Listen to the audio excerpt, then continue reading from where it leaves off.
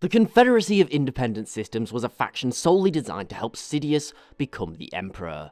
For this reason, they often carried out counterintuitive orders to winning the war, such as surrendering valuable resources to the Republic, or villainizing themselves in front of the whole galaxy.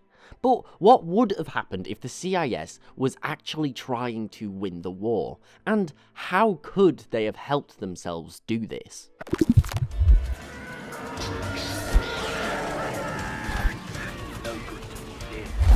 Now, for this rethink, I want to say that Sidious no longer commands the CIS by a proxy of Dooku. His plots are gone. However, the Clone Wars is still happening, and the Separatists are in it to win it this time. So how is this going to go, and what could they do to improve their chances? Well, firstly, let's talk about the perception of the CIS. As we know, Sidious wanted to villainify them. This helped him look good and also helped him push his anti-alien agenda. For this reason, the Separatists did some pretty cruel, needless, stupid stuff. For example, Wat Tambor, after conquering Ryloth, stole all their wealth and used the citizens as human shields. This is cruel and incredibly stupid. At the end of the day, the point of the CIS is that it's supposed to be better than the Republic. And they really need to prove this. When taking control of a planet, they should be installing a puppet government and then flooding that world with resources to turn the people onto their side. They should be offering them what the Republic cannot, and that is low-cost, tax-free goods. The Separatist Council have a stranglehold on galactic trade. They can basically buy all of the goodwill that they want with this. Even die-hard Republic supporters on now CIS-controlled worlds who are waiting for a Republic counteroffensive have to admit that if a new regime comes in and brings a lot of benefits for them and for their loved ones, then maybe it's not too bad. Maybe they start to sympathise with the Confederacy more. And winning the perception of the people is a big part in them actually winning the war. Now, focusing on resources, I want to talk about the Separatist army. Droids in overwhelming numbers, designed to be as destructive and cold and calculating as possible, and this again was obviously a terrible idea like we've talked about so many times. Sidious slightly pushed this again to make them look bad. At the end of the day, what they should have done is one of two things. Either A, used better droids that were not only superior in combat, but could also be programmed to act less destructively and more compassionately towards organics.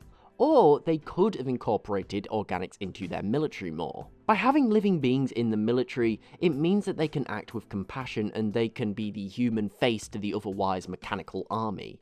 Similarly to how real-world militaries use things like translators, it's very useful to have native people on your side, especially for the CIS, who was planning on holding the world afterwards, and even doing business here. They need to maintain a good relationship with the people whose lives they're in. It's one thing to invade a planet and take control of it, but it's another thing to then keep those people happy. Finally, I think we need to discuss the very half-hearted attempt that the Separatist Council actually put into the war effort.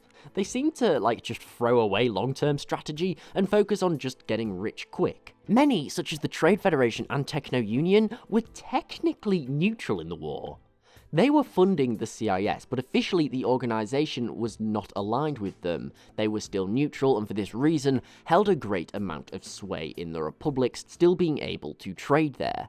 And this is incredibly unclear what they were actually doing. In some ways, it might have just been a way to keep cash flowing by trading with the Republic, as they're still majority of the galaxy. However, realistically, they could have done so much more with the amount of influence that they had in these big companies. As I said, they had a stranglehold on galactic trade. They could have caused shortages in food and other materials. They could have increased or lowered prices. They could have destroyed the Republic's economy. And realistically, the Republic would have been powerless to do anything, as generally in the Star Wars universe, companies are so big that they basically have a monopoly over the market, meaning that the Republic lacks any form of infrastructure to fill their place. So if the Separatists were realistically serious about the war, and the tycoons weren't basically playing both sides to try to have eggs in every basket, then realistically I see no reason why they couldn't have won the war, because they could have just economically strangled the Republic, and they could have used all of their resources that they have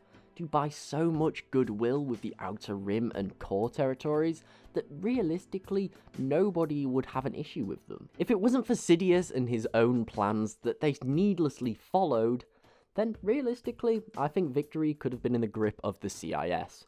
But what do you guys think? Would this have worked? And do you think that the CIS could ever have defeated the Republic? Let me know in the comments below. Thanks for watching, I really do hope that you enjoyed. If so, please remember to like, share and sub, as it's really appreciated and it helps the channel grow. Also, don't forget to follow me on Twitter at @TheLoreGuy and tick the bell for regular updates.